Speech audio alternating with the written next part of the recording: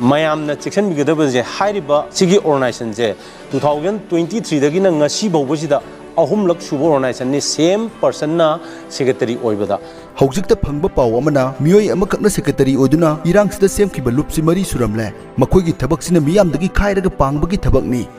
June 10 2023 dagi khairaga pangba organization ama semki matam khara matung ama amuk semlaga thamuk wak toromlaga thupchinki masigi matung anauba ama amuk semlaga hanagi du thupchinki pumnamaksi miyoi amakakna hanjin general secretary oiduna semkibani masi araibadi natte icham chamba champut amana ngamgadaba natte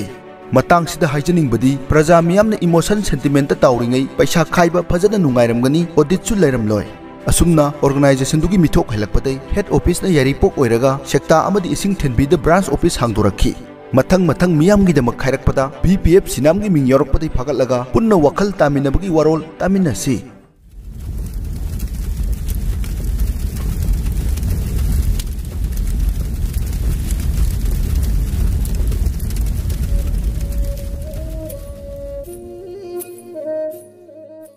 June tang 2023 sida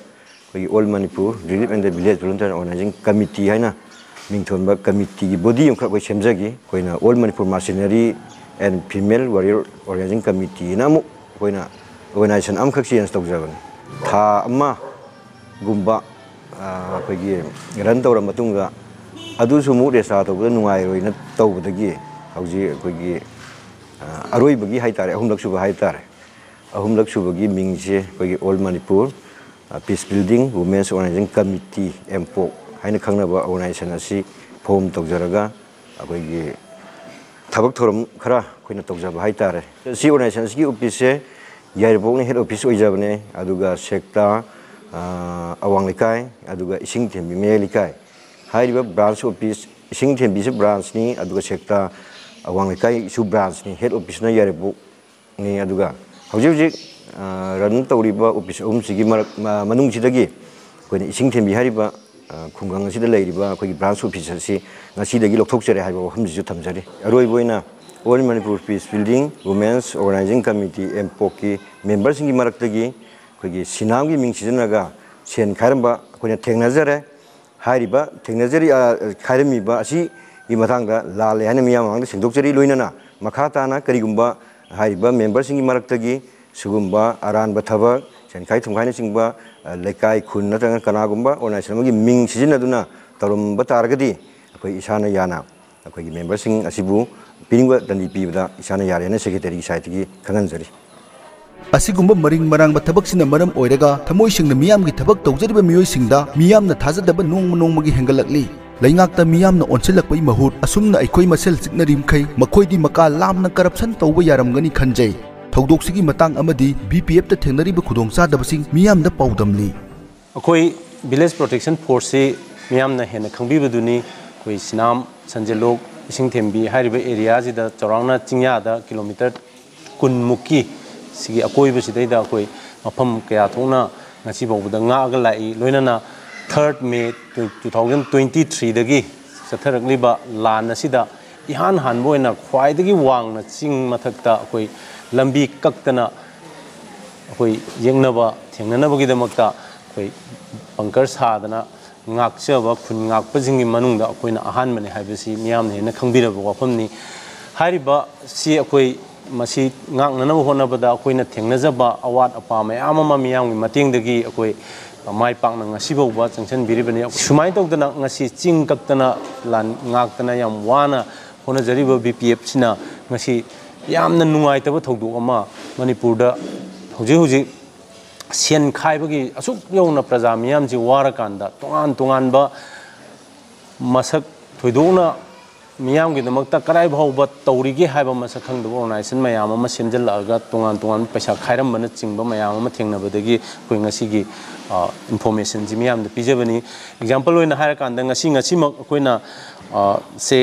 secretary koi All Manipur Peace Building Women's Organizing Committee hariba committee jigi secretary Sri Haubam Sitaljit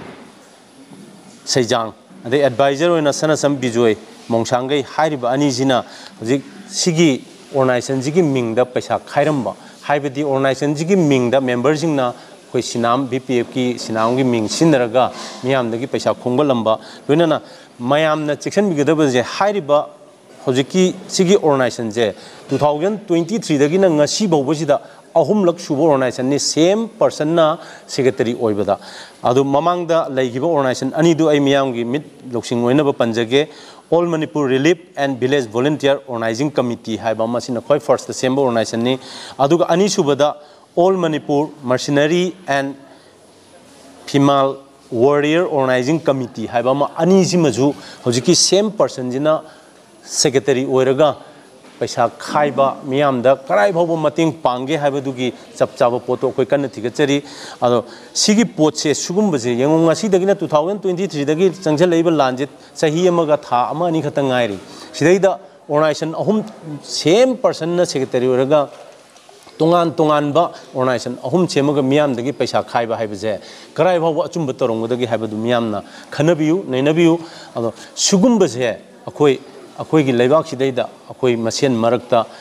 का हेन्ना सुंब मयाम अमा यावरकपदगी अखोय हौजिक वारबा मतमजिदा हेन्ना वानबगी अमदि अखोय मसेल येंथिननबगी अखोय मसेन मरक्ता सिंचेप थानबगी अचौब मरम अमा ओय हाइबसे ऐ थमजगे अनो मियामदा ngasiगी तंजासे लौजरगा village protection force ना ngasi बावबा मियामगी दमक्ता अमदि लेबाकी दमक्ता लेपगा लैबा ngamjariबसी मियामना नुसिबिबा मयामना मतेंग पांगबिरकपा पुनमक्तुननी अदो अखोयना ngasi bawda akoi mayam gi mating na chachari bo organization asi akoi pangal kan na chachari basi ngasi ju makhata na akoi manipur gi naharon jing leiriba ichin hogulaiba angang jing ji moral discipline phajana semaga akoi tungi mapung phaba yumbirel amamam oinabagi pandam du akoi thamjari lan gi wanate akoi nong nungsit lakpa kanda ti oidaba yum darkar leibadu dumain tawdana any force any maikaidagi akoida changjal lakpo force kudimakse akoigi lairiba miyam chimna akanba matik chaba mi amamam angang jingje horiba angang jingno oirakanda akoi leptana akoi mimana na thengnaba ngamgani haiba wakhal londu da akoi semgutpagi asadu akoi ngasi ju leijari semju semgani ado punnamak asi tawnaba honabada akoi sida lairiba akoigi laloi sing volunteer sing mayam sigi sanaba thaknanaba amadi tawnaba masidaida sangbasi mapal naide nongda mi chamagi samaga kunkunthagi cha ising ayukki nungdangi honarakpa haibasi awaba thabangni adubu miyamna nungsibibdagi ngasi bawba akoi warju wana khangjari hojiksu awaba mayam ama awat apa mayam ama mateng miyamgi mateng yaudna di akoi tawba ngamjaroi aduna miyamna hanadagi mateng pangbibagi mathakta hojik BPF na thengnajariba sugumba पैसागी अदगी चेंगी चाकी साना थंगनबगी सुंबा अवार अपा मयामसी मियामना मतिंग मखाताना पांगबियु नुमै कापनबा कापनदबा हाइबदु तोंगानबा money अखोइददि चमानै नुमै कापनरजु अखोइगे volunteer सिंग लेंगदना लै नुमै कापनद्रगसु लेंगदना लै मियामना नुमै कापनबा नत्रगना सुमायना केम खरा थौदो वाथो खरा थोकांदा मयाम योमजन बिरगा मतिंग पांगबिबा अखोइ याम नुंगाइजै सुमायना केमत कापनदना नत्रगा लान सुकनदना लैबा कांजिदजु अखोइदि लेंगदना दुम लैजबनी सिमतंग मियामना खंदबिरगा अवारा पा लैरमगनी सिनांगी चिलिनाउ जिंगदुदा volunteer जिंगदुदा अवारा पा मयाम अमा लैरमगनी हाइबजी खितंग मिकुप अमतंग ओइजु खंदबिरगा अखोइगी अवारा पाजिगी दमक्ता मियामना खितंग मतेंग हाना पांगबिगिबा अदुमायना खितंग खितंग पांगबिरगदी अखोइ तुंग कोइना लेबाक मियामगी दमक्ता सेवा तौबसे अखोइ ngamjagani haiba wakhalunji thamjagi अखोइना ngasi ngakchariba si India dagi tokaita gi haibana chidi Manipur kaiba yaru haibani Manipur bu thugaina bu honariba mache tana phaktukna honaribasi masi kamdongna lan thengnagadagi haibadu damdam sida leiba ireisa khudimangna mana lawdaba daita thaudang adu masak khangna lawinasi amadi langi namada sangai thungai tawba langi namada paisagi langda thuba politics ki langda thuba madu ireisa singa kitang tungi khandhabiraga madu thadokpinaba amadi ngasi khoina BPM na ngakchariba lanban asi adugi matik chawkhre kilometer kun muksida aruga libang miyam nasu pangbining bal leiragadi akogi lampham da satlaga khuthang da mating pangbagi mahutta lampham da isana satlaga Matang पांगबियु मफम मफम दु थोइबा कर्म condition the लेरी कर्म film the लेरी हाइबदु मुन्ना खंगबिरगा मतंग पांगबियु मरमदी कोई मरक्सिदा खोरकी लाई साबा अदुकी मतंग मरांग काइना लेरे लानगे नमादा संगाई थुंगाई संस्थान मयाम सेमजलकवा अनौनुबु मयाम सेमजलकवा मसिन मरम ओरगा अखोइगी मरक्ता सरक से हिंगनबा लानगी माइगेसी मायोल अम ओननबगी मचा अम ओरकपा मसिदगी इरिबा इरेचा सिंगसी न खनबिगदब वाखंदु तुंगी खलगा अखोइ लानगी मायोल असि ओंथोखिदनबा येंगनबसिंगना पामिबदु मधु माइथिबा पीबा ngamnaba अखोइ पुन्ना तुंगी खल लानथेंमिनसे हाना आइगी साइडतगी थमजरी मखा तारकपदा आइगी साइडतगी हाइजनिंगबसी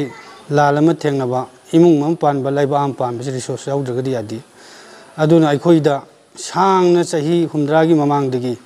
नीरग चाबा हाइनबा इपांग तांग हाइनबी मसीना लाइचू खरकांदा अखोइ ngasi इसाना सुरगा इसाना रिसोर्स पुथोगा हिंगबगी हाइनबीगी लिसेसिमा इरोनुंगदा थमख्रे अदुबु अखोइ हिंगदबा यादि इपांग तांगा हिंदू सकपुदी मीगी मतेंग नि हिंदू सकपुदी हाइदना अदुगी वाखल लोनदुदा